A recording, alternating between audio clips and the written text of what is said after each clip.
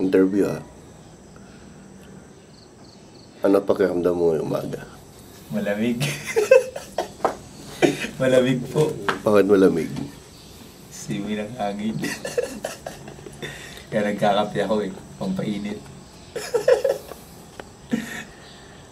Ba't yan nandito sa Tagaytay?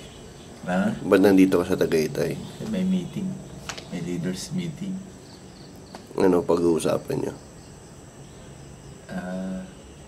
Tungkol sa programa ng church. Ano ba ang inaasahan yung programa sa church? Madami. Ano?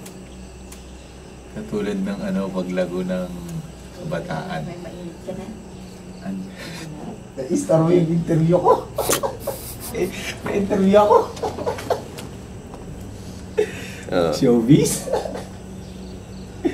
Tapos papakita mo ito, tawa ko ng tawa doon. Panoorin natin, basta tingnan natin. Dapat nakikita ka rin Ano ang purpose ba't nandito ka sa Tagaytay? Meeting. May meeting nga Anong meeting? About program of church for the whole year 2012. Ano ba ang dapat na pagbabago makita? Ayun, yung pagbabago sa mga cell group. Paglago ng cell group. Ano pa?